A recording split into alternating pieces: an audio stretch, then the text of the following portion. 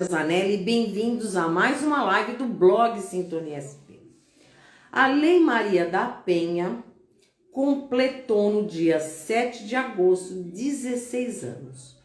Apesar do avanço na legislação a favor das mulheres, infelizmente, em 2021, segundo dados do Fórum de Segurança Pública, a cada 7 minutos, a cada 7 horas, uma mulher é morta. Então, é vítima de feminicídio. Então, não basta ligar de manhã, ouvir nos rádios, ver na internet, você sempre vê este problema. É um problema recorrente no Brasil, não só no Brasil, mas no mundo inteiro. As mulheres são muito vítimas de violência. Então, para falar sobre isso, eu convidei duas profissionais da área do direito. A advogada, a doutora Mini Hubertson Brunerotto e a delegada Patrícia Pacheco. Então, nós vamos conversar com elas, ver o que é feito, o que é, afinal de contas, a Lei Maria da Penha, que muita gente não conhece.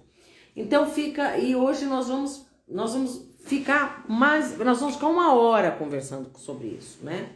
Eu sempre fiz muita reportagem sobre violência doméstica. É uma coisa muito complicada, muito difícil. As pessoas perguntam assim, afinal de contas, por que ela não larga o marido? Né? Ela não larga o companheiro, o namorado? A minha pergunta é, medo. Medo porque realmente, muitas vezes, a vida dessa mulher corre risco, na maioria das vezes. Então, a pessoa ameaça, a pessoa depois muda, diz que não vai fazer de novo e isso se repete. Então, é um círculo, né? É um ciclo de violência. Então, vamos falar com a doutora. Primeiro eu vou chamar a doutora Mini e depois a doutora Patrícia. Quero agradecer imensamente a Karen Esteves, assessora de imprensa, que fez a ponte entre nós. Lembrando que esta live vai ficar gravada no IGTV do blog Sintonia SP. Por favor, compartilhem, porque é um tema muito importante. Obrigada. Vamos lá. Boa noite, doutora Mini. Bem-vinda ao blog Sintonia SP. Nesse momento tão importante. Só, acho que Vamos acertar. vamos acertar. Acho que eu. Desculpa, prazer, Lúcia, tudo bem? Prazer, obrigada, doutora Mini. É muito importante, é um tema relevante. Os números são terríveis. Hoje eu cheguei de um evento externo, tomei banho, descansei, estava me preparando para a live, acabei ligando nesses famosos policiais, né? Programas policiais que tem na televisão todo dia, das 4 até 7 horas, 8 horas da noite, e foram vários casos de feminicídio. Desde mulheres muito idosas, né? Idosas não, mulheres com 40 anos até jovens. Então, é muito complicado. Agora eu vou chamar a doutora Patrícia para estar aqui conosco também, para compartilhar esta live. Espera um pouquinho. Vamos lá. Boa noite, doutora Patrícia.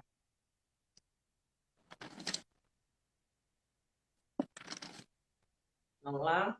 Olá. Oi, doutora Patrícia. Boa noite. Boa noite. Tudo ótimo. Muito prazer em conhecê-la. Obrigada Obrigada por vocês estarem aqui conosco. É que eu estava falando com a doutora Mili. Por que eu queria que vocês explicassem. Primeiro, a Lei Maria da Penha, ela contempla mulheres héteros. Como fica no caso das mulheres trans? Essa lei serve para elas também? Qual a ordem que você prefere? Quem fala primeiro? Como que você quer que nós façamos a dinâmica? Primeiro a senhora, depois a doutora Patrícia. Tá ótimo, então. No meu entendimento, e o STJ já pacificou em relação a isso, aplica sim a mulher trans. Porque a questão da violência é sobre a mulher. Então, não afeta necessariamente qual é se ela tem ovários ou o sistema reprodutor, né? Nós não temos que olhar sobre o aspecto do sistema reprodutor, alguns falam sobre o aspecto do sexo, né? O sexo não reflete é,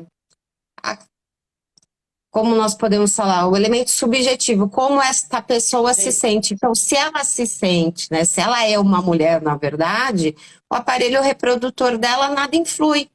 Então, já foi pacificado no entendimento quanto aplica sim a mulher trans, deve ser aplicado, porque todas as mulheres que sofrem violência de gênero, elas têm que ser contempladas. Em nenhum momento a Lei Maria da Penha falou, bom, precisa ser mulheres que possuem o aparelho reprodutor cuja tem as características de um ovário, sabe? Então, ela sim, o gênero aplica o fator essencial em relação a isso.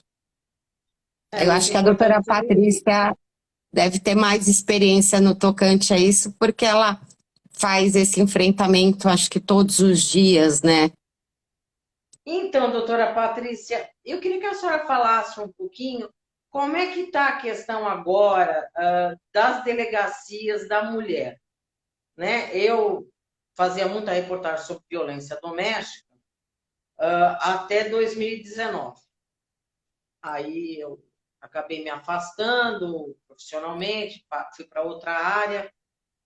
Eu queria que a senhora explicasse como é que está o funcionamento das delegacias da mulher. Está funcionando de finais de semana?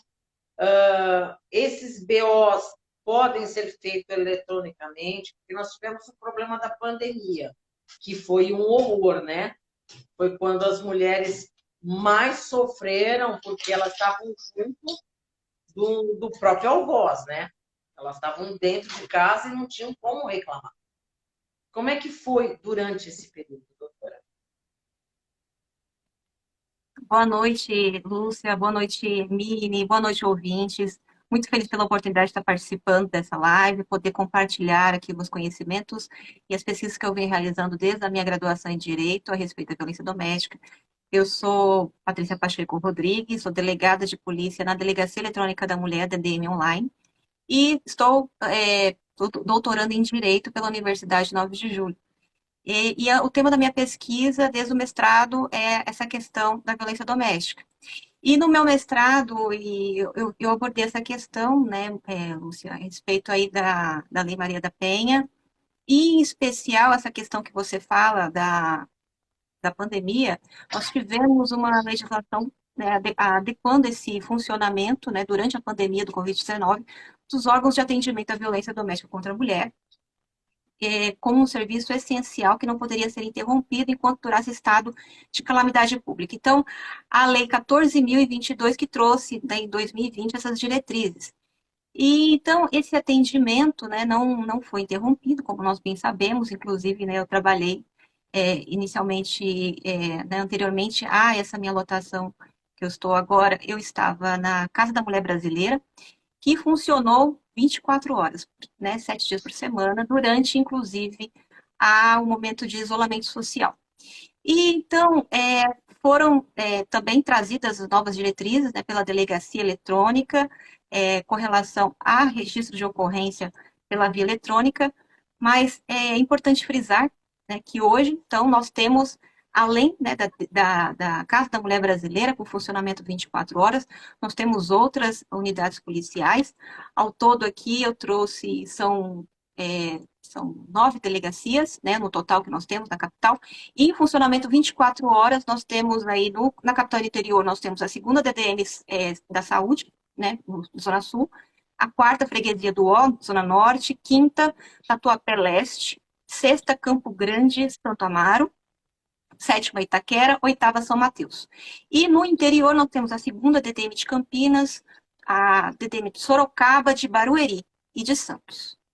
Então, essas delegacias estão fazendo aí o atendimento 24 horas, por enquanto. Nós temos já no Senado Federal, foi aprovado recentemente, né, em 2021, um projeto tendo em vista essa questão, né, de que apenas 15% das delegacias especializadas no Brasil funcionam 24 horas. Então, houve, né, a aprovação pelo Senado desse projeto de lei, só que ainda está pendente aí de análise por parte do Senado, da Câmara dos Deputados. Fora essa questão, nós temos aí, então, um total, né, de 9 delegacias físicas da mulher. Então, nós temos a primeira do centro, a segunda sul, a terceira oeste, a quarta norte, a quinta leste, a sexta Santa Amaro, a sétima Itaquera, oitava São Mateus e nona Pirituba. Ao todo, então, no estado de São Paulo, nós temos 138 delegacias de defesa da mulher e sendo, então, 11, né, com atendimento 24 horas, como eu já coloquei aqui. Mas eu queria deixar uma informação bem importante, que o registro policial, de acordo com a portaria DGP 16 de 2020, ela determina que o registro de qualquer ocorrência policial pode e deve ser feito em qualquer unidade, qualquer delegacia de polícia. Doutora Mini, as mulheres, assim, o ciclo de violência, ele começa assim, ele começa brigando, começa com ciúmes, aí passa para a parte verbal, até que chega a parte física mesmo, parte para agressão. Alguns não respeitam a bendita da medida cautelar, né? Que muitas vezes as mulheres, o homem é tão violento que essa mulher é tirada de dentro da própria casa dela com os filhos e fica, ela ela passa além da medida protetiva, ela vai para um lugar que ela fica escondida, ela fica isolada, enquanto o agressor continua praticamente levando a vida dele normal, né? Eu queria que a senhora explicasse um pouquinho como funciona esse ciclo de violência. Porque a conversa que assim que a gente ouve fala assim, essa mulher fica com ele porque ela não tem vergonha na... Mas na realidade ela tem medo dele e muitas vezes, na maioria das vezes, ela depende financeiramente desse homem. Que a primeira coisa que ele faz é afastá-la da família e do emprego, né? Tá certíssimo, assim, as mulheres, elas sofrem violência quase todos os dias, né? Se nós analisarmos, quando nós saímos na rua, um mero fio-fio feito, se você olhar uma violência, e às vezes nós sofremos a violência, e isso, segunda-feira nós estávamos na OAB, numa roda de conversa também falando da violência, porque a Lei Maria da Penha, como você bem disse, fez agora aniversário, nós comemoramos e ficamos muito felizes por causa dela. Então, todos os momentos foi dito, né? Eu não tinha percebido, né? Quando a minha amiga, que também estava lá palestrante, falou, bom, quando nós pegamos e recebemos um fio-fio, nós somos violentadas, né? E eu não tinha percebido isso, porque até relato, quando eu era mais nova, sempre trabalhei no centro da cidade, para não receber os fios, eu usava uma meia calça compressora que me deixasse cada vez mais sem curvas, porque eu me sentia completamente constrangida com essa atitude. Então, por algum momento na minha cabeça passou que eu poderia estar ensejando alguma prática dessa, né? Então, as mulheres às vezes não percebem. Da segunda-feira que eu percebi que eu estava mudando meus hábitos em virtude de um cenário violento, né, de homens que são extremamente machistas, né? Aí você me perguntou, pode falar, por gentileza. Não. O que eu vejo assim, que o quanto as mulheres se sentem culpadas, né? Sim. Aí ele estava nervoso, aí eu provoquei, Exatamente. nossa, eu realmente não limpei a casa, eu realmente estou usando uma roupa decotada, esse batom vermelho não serve para mim, né? Então, assim, a mulher ainda ela leva muito a questão da culpa. E, além de tudo, muitas vezes a família também, né? Exatamente. Exatamente. Né? E as próprias mulheres condenam. Sim. É muito. Eu já vou responder a sua pergunta, mas o que você falou eu não posso perder. Mulheres sendo vítimas de homem é completamente cruel, mas às vezes muitas mulheres são vítimas de próprias mulheres, né? Não estou falando do enquadramento legal, mas estou falando que elas são vítimas porque elas fazem críticas muito pesadas, às vezes sem saber o meio, igual você falou do ciclo de violência, né? Na minha opinião, né, na minha experiência, ele é muito gradativo. Primeiro, começa com a desqualificação. Começa a É, falar para a mulher que ela não serve para fazer isso, que ela não é tão boa fazendo aquilo. Então começa a desqualificar. Imagine qualquer uma de nós com uma pessoa do lado, que é alguém que você ama, que você tem relação de afeto, que você está dentro do seu seio familiar, te desqualificando. Eu falo uma, duas, três, chega uma hora que essa mulher pensa, bom, eu realmente sou desqualificada, né? Eu realmente não sim. posso fazer isso. Então, começa com a desqualificação, deixando ela, fazendo ela acreditar que ela realmente é isso. Depois evolui para o segundo degrauzinho da escada, né? Com alguns xingamentos, né? É, falando palavreados terríveis, né? Mas assim, todos são gradativos, né? Então, Então, depois ela começa por um empurrão, um puxão de cabelo, às vezes um beliscão, até que chega um momento que você está sendo agredida, sabe? Mas assim, isso eu falo de uma escala que se nós tivéssemos que colocar uma escadinha, não necessariamente precisa ser nesta ordem, né? Às vezes tem homens que já são mais violentos, mas basicamente começa assim. Então, como as coisas são gradativas, essa mulher às vezes nem percebe. É o que é um empurrão. Não, ele só me empurrou, entendeu? Não, é igual eu tive um caso recentemente que o marido pegou e empurrou ela, depois ela virou para mim assim, é porque ele estava nervoso, né? Então foi o que a você história falou. completa. É, às vezes eu chego um pouco mais tarde, ele fica nervoso.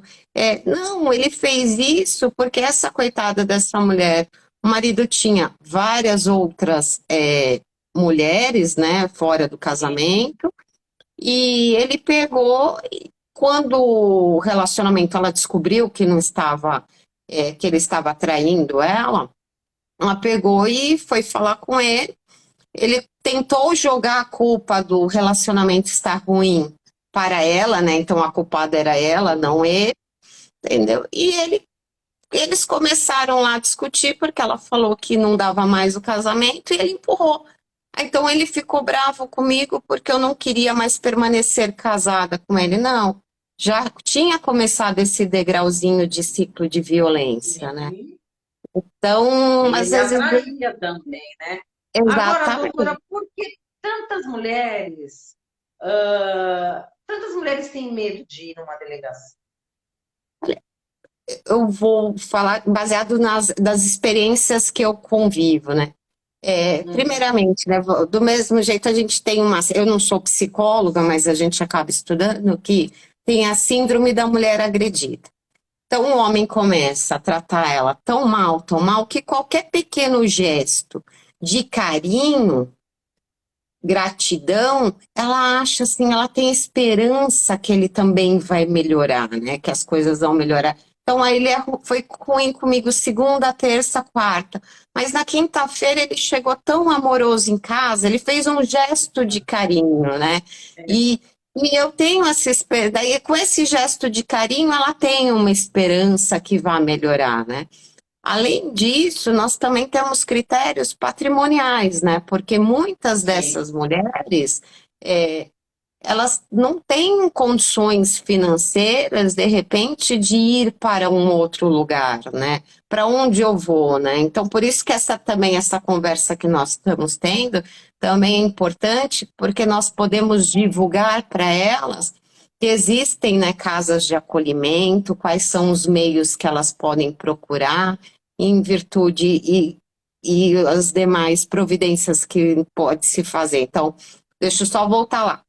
Tem a síndrome da mulher agredida, que ela tem esperança que o marido dela mude, né? Você tem questões patrimoniais, questões familiares, porque às vezes para você tomar uma decisão dessa, você precisa de uma estrutura de apoio. Se a família não a apoia, você concorda que fica mais difícil, né? Porque o sim, término de um relacionamento conjugal ele já é traumático pela própria natureza, né? Quando nós fazemos divórcios de mulheres, você vê a mulher chega fragilizada, ninguém se casa com o intuito de terminar. De se separar. Não é, vou me separar, né? Não, vou me divorciar, assim. Você casa porque você tem a intenção de morar com aquela pessoa, de viver, construir uma família, criar relações de afeto. Então, você terminar um relacionamento já é traumático, você terminar um relacionamento por violência doméstica é mais traumático ainda. E segundo estatísticas, né, da Organização Mundial de Saúde, da OMS, falam que geralmente a mulher que é vítima de violência doméstica, ela permanece com esse companheiro, a mulher trans, quando estou falando eu, mini mulher, eu não faço diferença, tá? Sim. Para mulher trans, para mulher. Então, a mulher que está sofrendo violência, ela fica com esse companheiro, né? Uns 10 anos. Então, 10 anos para tomada de decisão. Entendeu? Então, o que nós precisamos fazer, e às vezes a família fala, não, ele é nervosinho, né? Ele é nervoso, mas ele te dá uma vida tão boa, né? Ai, Ou, conversei. não é? Eu Acontece, né? lembro, eu lembro de uma reportagem, uma entrevistada, que a família dela, mas como? Eles só entenderam que ele estava, inclusive, destruindo o patrimônio dela, né? Quando ela foi realmente toda dilapidada. Uhum, Ela quase perdeu as duas óticas que ela tinha em Sorocaba. Isso, você vê. né? Quando eu fiz essa reportagem. Porque ele, sabe o que ele fazia? Ele ia na casa da sogra, ele pintava a casa da sogra, ele reformava a casa do cunhado, ele ia pescar com o cunhado. Então, assim, o famoso bom vizinho, mau marido, Sim. né? Então, tem isso, né? Agora, doutora, quantas casas de acolhimento tem aqui no estado de São Paulo? Só pode me informar, doutora Paula? Eu acho que sou Patrícia. A Patrícia, desculpa. Doutora Patrícia, Então, quantas casas de acolhimento tem no estado de São Paulo?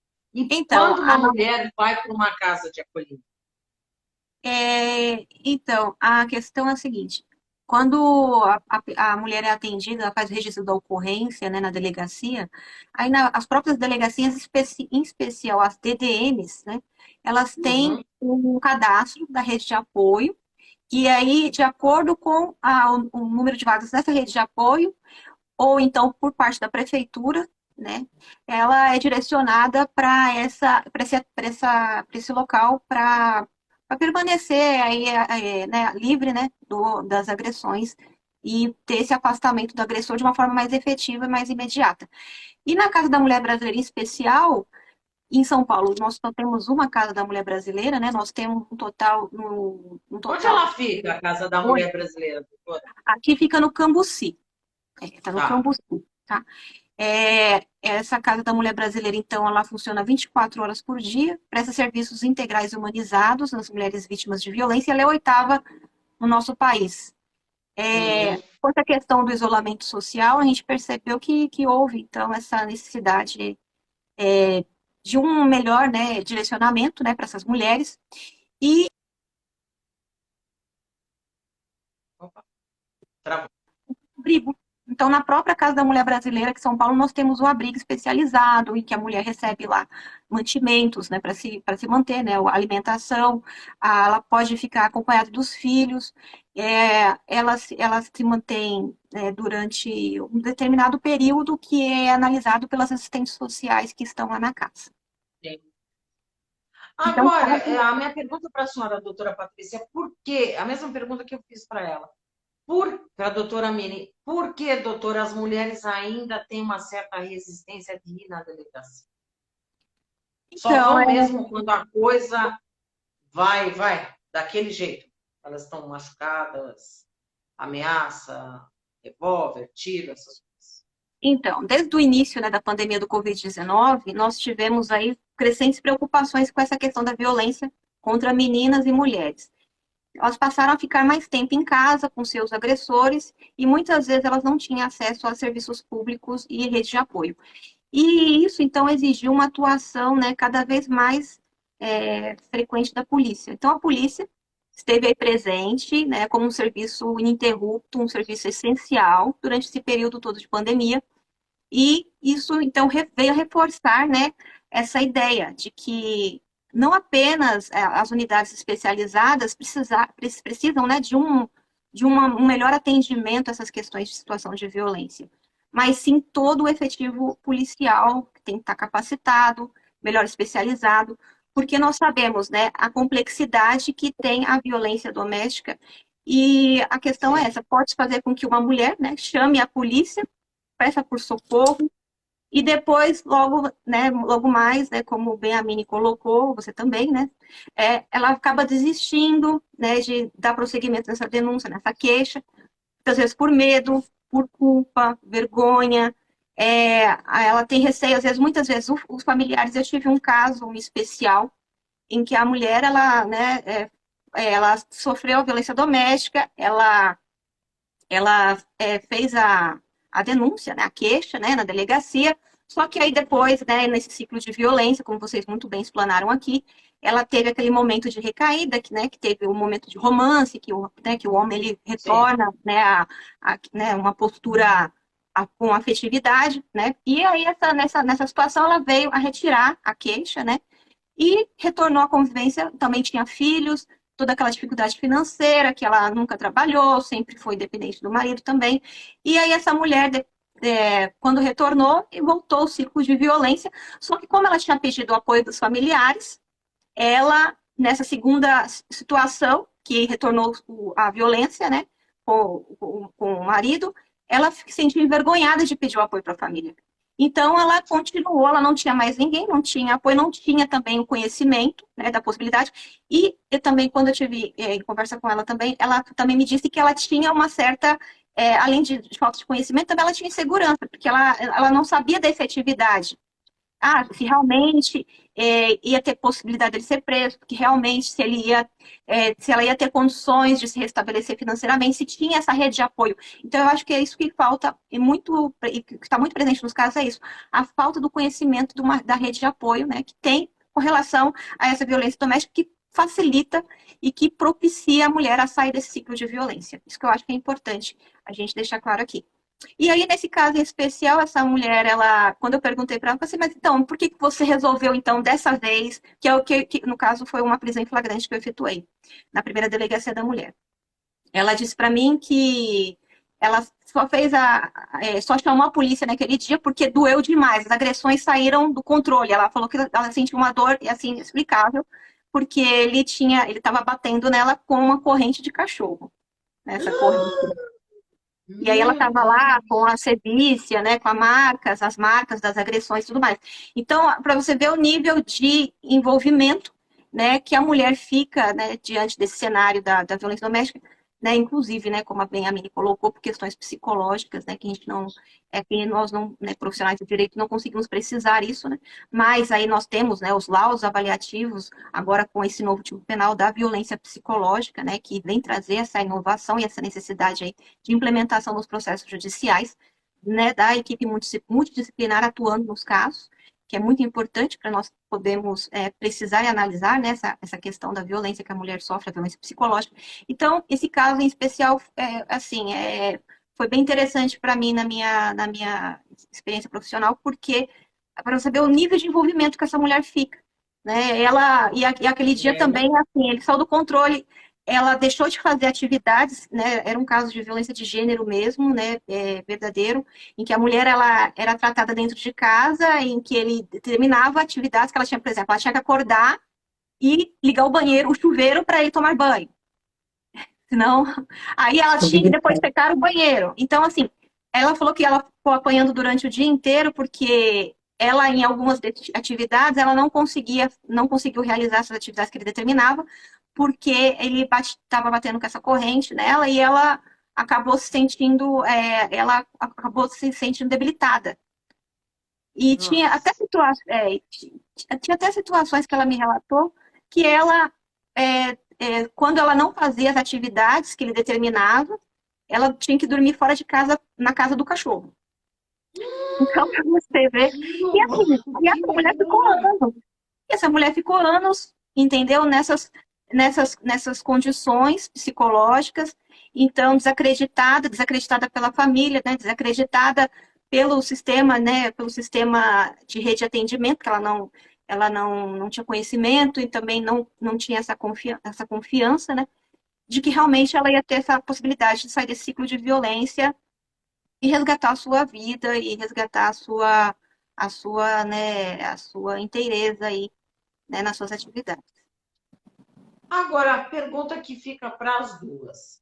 Quando uma mulher registra queixa agora, na lei, agora, na atualidade, ela pode retirar a queixa ou não pode mais? Deixa eu falar, Miriam. Contou a pessoa. Então, funciona assim, né?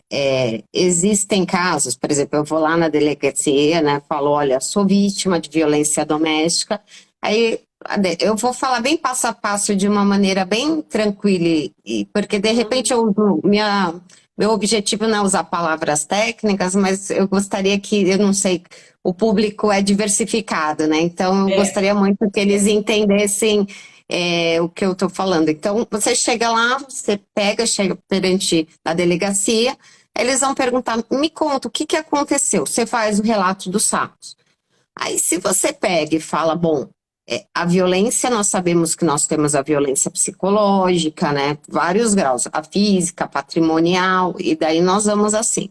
Se no caso for, aí ele me xingou, né, for crime contra a honra, você depois, a autoridade policial vai perguntar, você precisa representá-lo em 6 meses, né? Você precisa representar, por quê? Porque o crime contra a honra, né, no caso dos xingamentos e coisas assim, ele é um crime de ação penal privada. Então, depois disso, você precisa entrar, você representa, e depois você precisa entrar entrar com a queixa-crime.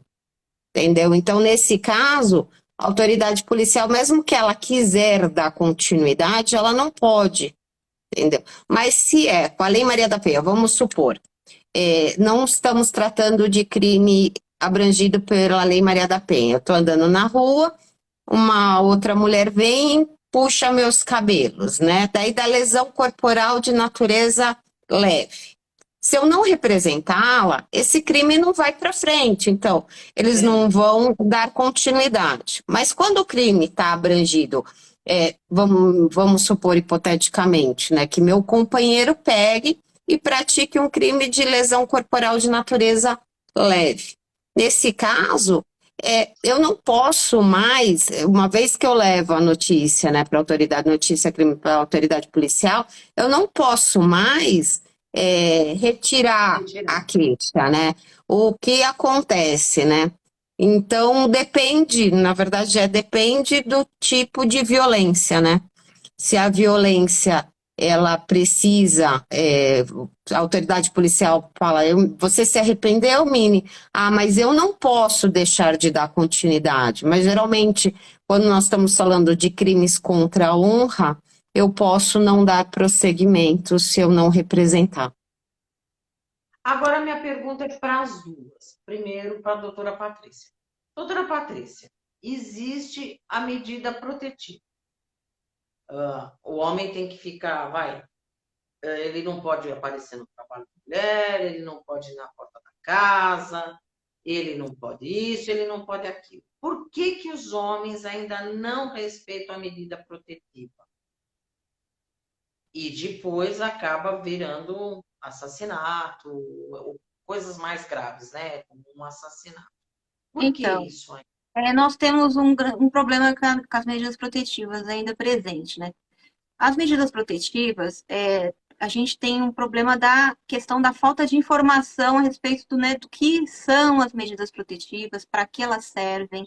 Então, isso é uma dificuldade que a gente enfrenta, né? É muito presente aí na atividade na delegacia eletrônica, que é a possibilidade, na delegacia eletrônica da mulher, em que há a possibilidade da solicitação das medidas protetivas de urgência.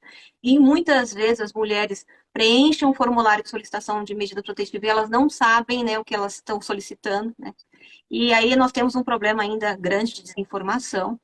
Então, por isso que eu acho que é muito importante, né, essa oportunidade que nós estamos tendo aqui para expressar essas Sim. questões e realmente esclarecer o público a respeito, né, da importância e também também das restrições, limitações que a medida protetiva acarretam, né? Não apenas para o homem agressor, mas também para a mulher que solicita. Porque uma Uhum. delas, por exemplo, é a possibilidade, né, de que não mantenha esse contato por qualquer meio. Isso é muito importante porque muitas vezes a mulher pensa, por ter, né, muitas vezes nós temos presente ali a manutenção de vínculo em razão da mulher ter, né, os filhos, né, terem filhos em comum, né, então os vínculos familiares permanecem enquanto o relacionamento afetivo termina. Então, em razão dessa Uhum. questão, é muito importante, muitas vezes as mulheres, elas querem manter o contato, elas mantêm o contato e elas acabam violando a medida protetiva porque elas querem manter o contato em razão dessa questão dos filhos, e sendo que ela não pode manter o contato, é tanto ela quanto o agressor. Então, é uma necessidade que se tem aí de previsão na própria medida protetiva, de que se estabeleça, né, um terceiro para intermediar esse contato, né, com relação à prole. Então, essas questões que muitas vezes não ficam bem delimitadas. E fora essa questão, né, a medida protetiva está prevista lá no artigo 18 da Lei Maria da Penha, e nós temos uma questão de grande dificuldade, né, é a possibilidade, né, de prisão dos autores de violência doméstica nos casos É. da violação de medida protetiva de urgência. Por quê? Muitas vezes, isso aí é muito bem recorrente. Eu trabalhei também na central de flagrantes, né, da DDM 24 horas, da primeira, e na central de flagrantes era recorrente, a mulher muitas vezes chegavam os policiais, a guarda, né, os condutores ali da ocorrência, e muitas vezes a gente não podia realizar a prisão em flagrante, porque não estava presente um requisito essencial para o crime de descumprimento, que é a ciência por parte do autor, do agressor. Então, muitas vezes a Hum. mulher está cientificada da medida, ela recebeu a intimação judicial, e aí o agressor não foi cientificado de que havia essa medida protetiva estabelecida, a não ser nos casos em que ele se esquiva, né, do recebimento aí da intimação, Sim. da cientificação judicial, né?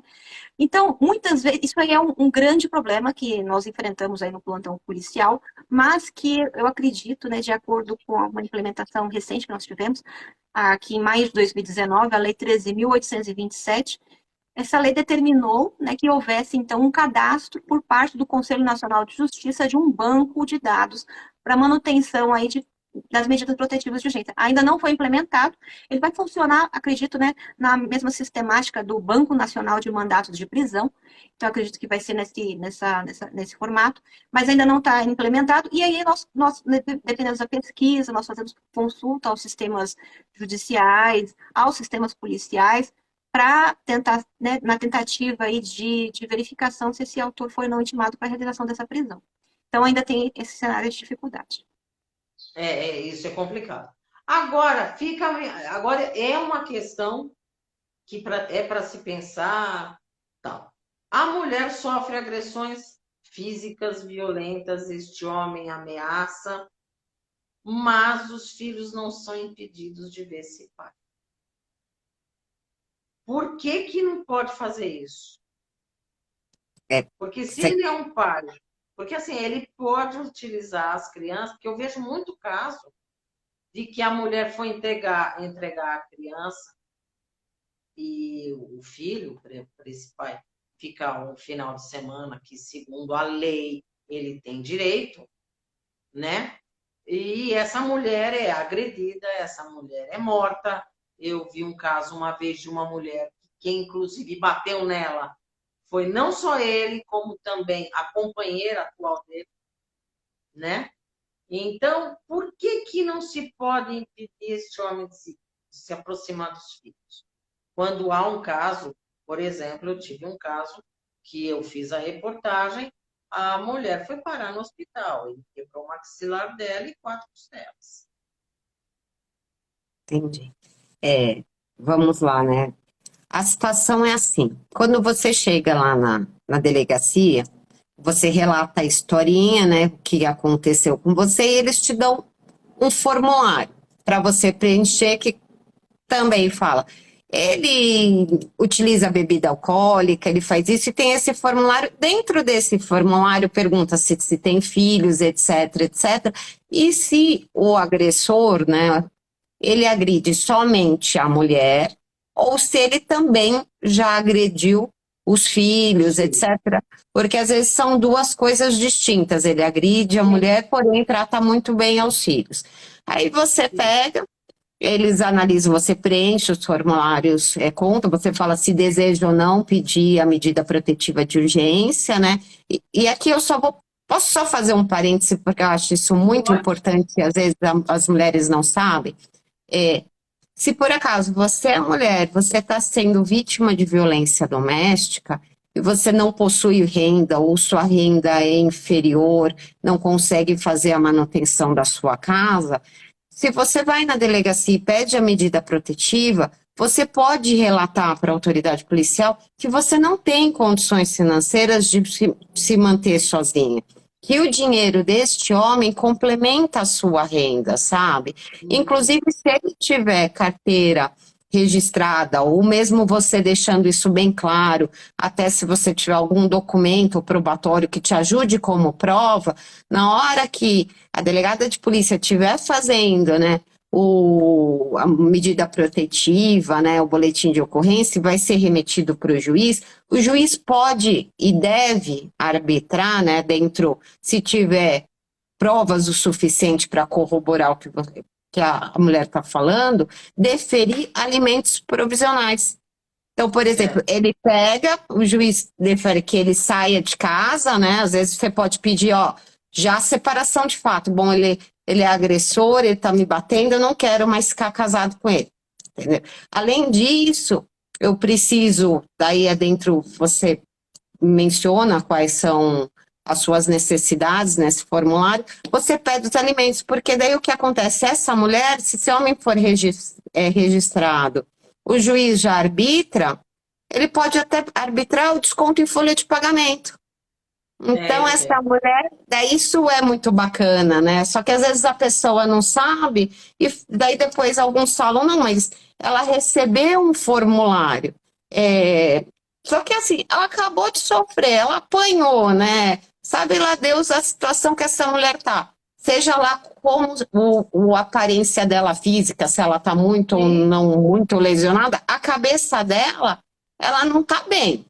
Ela tá numa delegacia, ninguém assim fala, ai, não tenho nada para fazer, vou dar um pulinho numa delegacia, não, né? Não é? Você tá lá, ninguém quer ir para a delegacia, né? Só a doutora Patrícia e muitos iguais ela, vamos para a delegacia, a gente não, né? Vamos tomar um cafezinho. Então ela tá lá, nervosa, sofreu, tá com medo, não sabe o que vai ser. Daí ela pega um formulário, às vezes ela só tá lendo, assim, mas ela não tem uma compreensão. Então essa questão da solicitação dos alimentos é importante. Eu sei que é complicado porque quando você sai, seu marido te agride, você sofreu agressão. Estou falando do marido, mas a Lei Maria da Penha não se estende só para o companheiro, tá? Sim. Aí você fala, não, eu vou pegar aqui a carteira de trabalho para ir na delegacia. Não dá para lembrar, né? Porém, mas é uma coisa que você pode pedir também, né? E outra coisa que daí você pede, o delegado faz, manda para o juiz ele pode arbitrar, né? E outra questão também que é muito importante, né? Eu vou voltar à sua pergunta, depois eu falo as coisas, porque eu anotei aqui, eu falei que o seu público também é bem legal, porque a gente está muito feliz de você estar dividindo o espaço. Aí eu quero falar tudo que eu falo, eu gostaria que a mulher fale, eu não tenho isso, eu falei, aproveitar o canal. Mas é muito importante isso que a senhora está contando, porque muitas vezes eu não sabia disso também. Sim, daí é igual outra questão, né? Eu sou funcionária, né? Eu trabalho para a senhora, tudo, e estou sofrendo violência doméstica. Aí eu vou na delegacia, relato para a autoridade policial, preencho, né? Além de, vamos supor que você já deu, falo, olha, 70% da minha renda eu consigo manter, mas eu preciso de tanto. Daí eu menciono.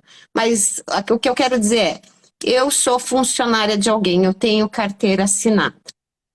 Só que daí, o meu marido sabe aonde eu trabalho, né? O meu agressor sabe, né? O sujeito da violência, né? Sabe aonde eu estou. E eu começo a Ele ficar sabe onde com está a vítima. medo de ir trabalhar e encontrar com ele. E o que que eu faço, né? Eu preciso do dinheiro, eu tô com medo dele. Aí também tem uma coisa que você pode fazer. Você pode pedir para o juiz que ele determine que você mantenha o contrato de trabalho, né, com essa empresa. Aí, só que você é afastada. E você é afastada e continua recebendo por um período de 6 meses, e esses 6 meses pode ser prorrogado em caso de necessidade. Então, E você nem conta para o funcionário juiz. público também, não é? Oi? Funcionária pública também, né? Eu acho que é CLT e acho que servidores. Quanto a Sim. servidores, eu realmente não sei, mas eu sei quanto a pessoa que é CLT, ela tem esse direito de pedir. Aí você é afastada, aí se assemelha como se você tivesse se afastando por algum motivo de enfermidade, né? Olha, Então, olha o absurdo que é. A pessoa é vítima, ela tem que se afastar do trabalho por 6 meses, que depois, no final, vai dar problema na hora de se aposentar, né? Na hora de computar isso. é porque Aí interrompe o essa pessoa contrato de trabalho, né? interrompe o contrato de trabalho, essa mulher é prejudicada de todas as maneiras, né? E ainda tem gente que defende o negócio, mas ela apanhou porque mereceu, É né? A triste, gente né? vê Ninguém muito. apanha, né? É Eu lembro muito. de um caso, esse foi um dos mais graves. A moça, ela apanhava muito do marido, muito do marido. E ela ia numa igreja, né? Não vou citar o que é, né? Mas as pessoas vão entender. E ela falava com o líder religioso: olha, ele está me batendo. Ela chegava toda arrebentada. E esse líder religioso falava: reza, você não tem fé. Você não tem fé. E realmente era uma mulher sem fé, porque ele acabou matando a moça. Uma O moça que de vo- 24 anos. eu Né? não ia Então, entrar. e assim, tem um ambiente, essa que, no caso, essa que teve o maxilar quebrado e as 4 costelas, ela era uma senhora já, né? E ela trabalhava, ele só deixava ela trabalhar porque não tinha condições de manter a casa. Só que assim, ele era um cão de guarda. Ele ia buscá-la no ponto de ônibus, ele ia na porta do supermercado, no inferno. Até que mudou uma vizinha e ela pegou muita amizade com essa vizinha e ele não gostou. E no dia do aniversário dela, o presente de aniversário foi o maxilar quebrado e as 4 costelas. Enquanto ela estava internada, ele entrou com um pedido de divórcio litigioso e espalhou no bairro inteiro que ele estava se separando dela porque ela era lésbica. Nossa. Ela tava, era uma senhora. Hoje ela se formou, ela saiu desse ciclo, ela se formou, ela é assistente social e ela ajuda mulheres vítimas de violência. Que bonito, né? É Se bonita a você história pensar dela. também, você vê o enfrentamento. Se nós pensarmos, né, até para quem não conhece, né, por que a lei recebeu o nome da Maria da Penha, né? A Maria da Sim, Penha, ela era uma farmacêutica, né? Se eu não estou bem enganada, era uma é. farmacêutica que era casada com um homem, né, que era professor universitário. E um Chileno. dia, oi? Ele é chileno. Isso, professor universitário, tudo. E um dia ele simula, né, que assaltantes entraram em casa e ela toma um tiro. Nessa, Maria da Penha fica paraplégica. Daí, voltando para casa, né? Ele tenta, ela tomando banho, ele faz dar uma descarga elétrica e ela Sim. sofre a descarga elétrica. Somente 19 anos depois do ocorrido, ela tem alguma justiça, porque teve o primeiro júri, foi anulado, teve o segundo júri, ele recorreu.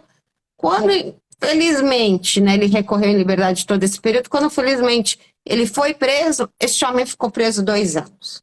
Então, a É. Lei Maria da Penha, nós temos que comemorar todos os dias. Eu fico muito feliz porque a doutora Patrícia é alguém que eu conheço, estimo, é uma profissional exemplar, é uma referência, sabe? Porque se todas as mulheres, quando tivessem problema e chegassem numa delegacia, fossem tratadas com alguém que tem essa capacitação, com essa gentileza que é a doutora Patrícia, né?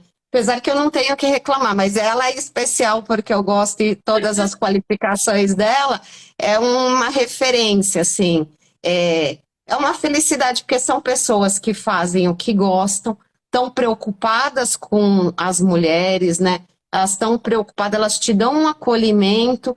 Então, por mais que, porque às vezes você é médico, faz 30 cirurgias, você se habitua, né? Mas eu sou advogada, posso fazer 10 divórcios e não me habituo. E ela também socorre vítimas de violência todo dia e não se habitua, porque o dia que for assim, entrar no piloto automático é normal, a vítima está ali, ela, querendo ou não, tudo, embora não seja a função do delegado, mas o acolhimento é muito importante, né? Porque você já está lá, Sim. vulnerável, né? Se você ainda é ríspido, é muito complicado, né? É E o muito triste, não é. é muito triste, é muito triste. Agora, eu queria fazer uma pergunta para a senhora. Com relação, a senhora pontuou muitas coisas muito importantes que muitas mulheres não sabem na hora de preencher aquele formulário na delegacia. Por que, se não, por que não é feita uma campanha para fazer maiores esclarecimentos sobre isso? Nós estamos, assim, na verdade, nós estamos. Eu sou da OAB do Jabaquara, né? Em segunda-feira eu estava com mulheres e nós estamos trabalhando nisso, sabe? Nós estamos trabalhando para aumentar a divulgação. Nós temos, a OAB tem a OAB Vai Escola, né? Então, nós, advogados, né? Todos os nossos serviços são voluntários, nós vamos às escolas. Eu não sou dessa comissão, mas conheço quem faz e leva, né, informação, etc. E nós estamos trabalhando nesse sentido, nessa gestão, para levar essas informações para as mulheres, né? Então, estamos começando, o que eu falo nós é nosso grupo, mas a OAB já faz isso para quem tiver dúvidas, é só ir em qualquer uma das nossas casas que nós também esclarecemos. Não existe problema. E também tem a Defensoria Pública. É importante mencionar que um dia seria até interessante, assim, se você quisesse, nós vamos lá. Eu vou com você na Casa da Mulher Brasileira para a gente Isso. conhecer. Assim, é um complexo muito bacana, né? Aí eu vou me convidar também nós podemos também perguntar para a doutora Patrícia se ela nos recebe na DDM, porque eu acho que o dois é muito importante, assim, você que tem um canal de comunicação, que tem seus seguidores fiéis, é muito importante mostrar, porque, por exemplo, né, a doutora Patrícia, o serviço da DDM é muito importante, porque, primeiro, a mulher não vai até a delegacia, ela pode fazer o boletim de ocorrência ali da casa dela. Ela pode pedir a medida protetiva da casa dela, ela pode instruir os documentos na casa dela e será feito o mesmo serviço. Então, esse constrangimento de, às vezes, chegar olhando para alguém, porque uma coisa é fazer virtual, outra coisa é ir lá. Então, todo esse serviço é feito por eles, né? Aí depois a doutora Patrícia pode falar onde está o link, etc., como que se faz. E outra coisa que também é bem legal, que ela pode nos falar melhor, é a questão que, embora, né, tenha delegacias que não são especializadas, hoje tem a Sala Lilás, né? Conta para para Laura como funciona, para Lúcia como funciona, porque eu achei bem legal, sabe? Eu tenho muita O que é a curiosidade de sala de conhecer. alerta? Eu não conhecia. É muito legal. Então, com relação a essa questão né, é, dos dispositivos, né, a serviço da mulher, eu também queria frisar também o Disque 100, que é o Disque Direitos Humanos, e o Disque 180, que é a central de atendimento da mulher em situação de violência, que é do governo federal. E é muito Uhum. importante porque as notícias, né, que chegam nessas centrais, elas são encaminhadas para investigação, né, para a autoridade policial em até 48 horas. Então, tem uma efetividade muito grande esses canais também de comunicação. E fora isso também, né, fazer a propaganda da DDM Online, aqui proporcionada pela Mínima. Então, a DDM Online está lá no site da Delegacia Eletrônica, e só acessar o site, digitar no Google, acha muito fácil, da Delegacia Eletrônica da Polícia Civil do Estado de São Paulo, aí já vai ter um link lá para registro, no caso de violência doméstica, e também tem uma cartilha explicativa de passo a passo como se faz esse registro. Então, é muito importante a leitura da cartilha antes de fazer o registro, justamente para essas questões que a Mini muito bem colocou, a questão dos formulários que devem ser preenchidos, que tem uma informação, né, da documentação que é importante, em especial se for um pedido de medida protetiva, a juntada dessa documentação. E com relação à sala 24 horas, a sala DDM 24 horas, ela ela está, né, ela está atualmente nós temos 44 salas dispostas em todo o estado de São Paulo. Essas salas, em especial, elas funcionam no interior e no Demacro, né, na Grande São Paulo. E ela está, então, ela está relacionada à DDM Online, ao atendimento da DDM Online. A DDM Online está vinculada ao DIPOM, Departamento de Inteligência da Polícia Civil. E a DDM Online, ela trabalha 24 horas por dia, 7 dias da semana, e o atendimento dessa sala é feito da seguinte forma: nós temos lá duas salas, vários computadores que recepcionam ligações dessa sala DDM 24 horas que estão instaladas nas delegacias de polícia. A partir do momento que a mulher chega, justamente por essa questão também do atendimento. Muitas vezes a mulher, ela se sente constrangida em ser atendida por um homem. Então, preferencialmente na DDM Online, nós fazemos o atendimento por policiais mulheres.